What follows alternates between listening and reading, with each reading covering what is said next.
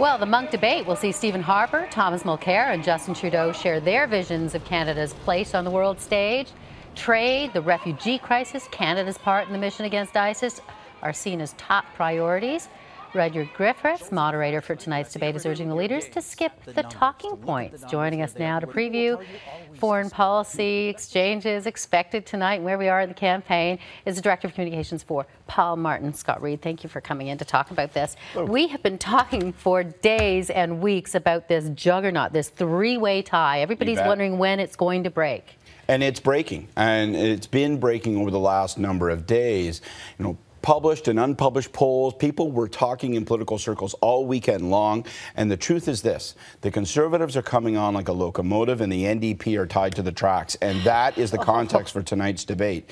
And the reality is this niqab debate has taken on with an emotionalism that is really harming the NDP in Francophone Quebec. So as their numbers go down, the Conservative numbers are going up, and I think you'll see Stephen Harper tonight try to hit Tom Mulcair on this issue harder again to continue to drive his numbers down in Quebec. But I also believe the Conservatives think that this broader set of issues around the niqab and national security and all of these kinds of issues will help them not only in Quebec but also in Ontario. So watch for that. Well, the NDP knows. I mean, traditionally, when we're going to talk about foreign policy, and this is specific to that, it has gone by way of the Tories.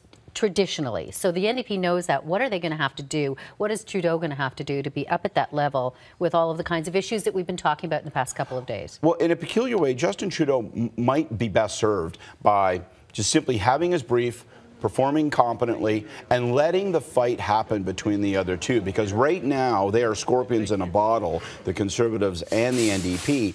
And at least at this stage, and I say that with reservation, at least at this stage, the harm that the Conservatives are doing to the NDP vote in Quebec isn't really affecting the Liberals in a negative way. It might even be helping them a little bit in the island of Montreal. Now, will that persist, or will this issue start to take off in English Canada also? For the NDP, they've got to make something else the issue. The big mistake that Tom Mulcair made last week in the debate, you might find it admirable. He gave a principled and passionate defense on this issue, but it became the clip, and it became the clip in Quebec, and it played against him. Tonight, I think he wants to make the clip of this debate something other than the niqab. We talk about momentum all the time, especially toward the end of a campaign, but who has it and who doesn't? Well, and this is the big challenge for the NDP. It appears as though they're leaking votes. They may be leaking votes substantially in the province of Quebec, and that is where, of course, their base is.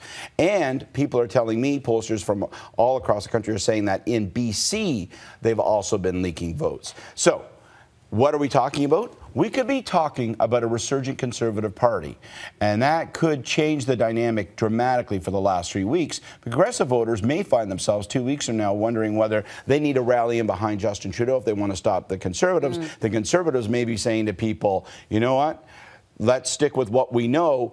And time for a change, that big dramatic number that's such a huge indicator, appears to be receding as a motivation for voters. That's great news if you're Stephen Harper. Wow. Okay, we'll be watching the big debate tonight. Thanks, Scott, for coming in. You bet.